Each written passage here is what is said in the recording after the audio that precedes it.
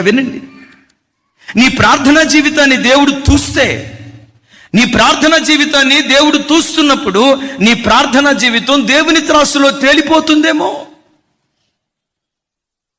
నేను నిన్ను త్రాసులో తోచగా నువ్వు తక్కువగా కనపడ్డావు. రాజ్యము నీ యొద్ద నుండి లాగి ఎవరికి ఇచ్చాడట? చెప్పాలి, ఎవరికి ఇచ్చాడట?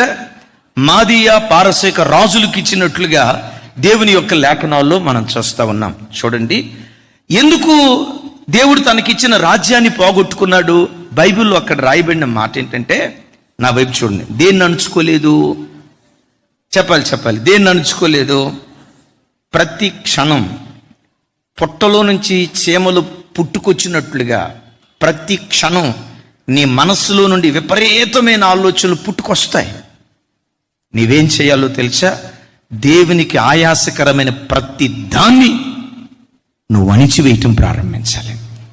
మనసు కోతిలాగా ఇటు అటు తిరిగింది అనుకోండి, ఇటు అటు ఊగిసలాడింది అనుకోండి, కొంత దేవుడని, కొంత లోకం అని, కొంత పవిత్రతని, మరికొంత అపవిత్రతని, నీ జీవితం ద్విమనస్సుతో ఊగిసలాడుతూ ఉంటే ఏం జరిగిద్దో చెప్తా.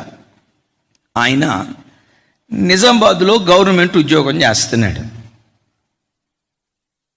ఆదిలాబాద్లో వాళ్ళ తల్లి ఉంటుంది.